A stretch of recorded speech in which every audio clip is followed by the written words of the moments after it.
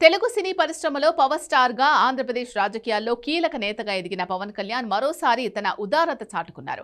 ఇటీవల బెంగళూరులో తెలుగు సినిమాల పోస్టర్లను కొందరు చించేసిన ఘటనను, భాషాపరమైన వివాదాలు తలెత్తిన నేపథ్యంలో ఆయన స్పందించిన తీరు ఇప్పుడు సోషల్ మీడియాలో వైరల్ అవుతోంది. బెంగళూరులో కన్నడ సంఘాలు మన తెలుగు సినిమా పోస్టర్లను చించివేసి మన సినిమాలను ఇబ్బందులకు గురిచేసినప్పటికీ తాను మాత్రం ఆ కక్ష సాధింపు చర్యలకు పాల్పడలేదని పవన్ స్పష్టం చేశారు. కన్నడ బ్లాక్ బస్టర్ సినిమా కాంతారకు ఆంధ్రప్రదేశ్ టికెట్ రేట్ల పెంపు కోసం తాను సానుకూలంగా స్పందించారని ఆయన గుర్తు చేశారు. మన పోస్టర్లు అక్కడ చించేశారు కదా అని నేను ఇక్కడ వారిని ఇబ్బంది పెట్టలేదు. సినిమా అనేది ఒక కళ, దానికి ప్రాంతీయతతో సంబంధం లేదు అని ఆయన పేర్కొన్నారు. పవన్ కళ్యాణ్ తన ప్రసంగంలో సినిమా పట్ల తనకున్న దృక్పథాన్ని స్పష్టంగా వివరించారు. ఏ సినిమానైనా తాను ఒక ప్రాంతీయ చిత్రంగా చూడనని, ప్రతి సినిమాను భారతీయ సినిమాగానే చూస్తారని చెప్పారు.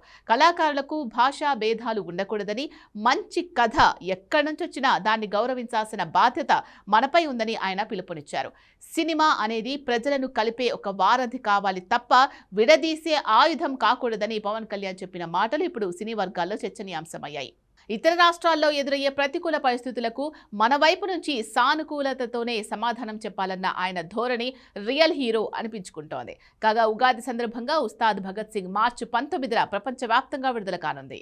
ఇర్రెస్పెక్ట్ ఆఫ్ హీరో, పుష్ప కావచ్చు, లేదంటే మన జూనియర్ ఎన్టీఆర్ గారు కావచ్చు, మహేష్ గారిది కావచ్చు. మహేష్ గారు సినిమా రిలీజ్ అయిందో తెలియదు కానీ నాకు ఈ మధ్యకాలంలో ఏ సినిమా వచ్చినా కానీ, ఇంక్లూడింగ్ కల్కి ప్రభాస్ గారి కావచ్చు,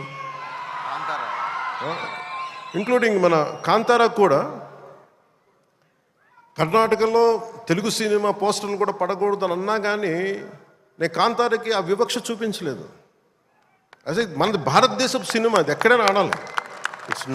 ఇది ఇది ఇది మన ఒక్కరిది కాదు, ఇది మన అందరం బాగుండాలని కోరుకుంటాం.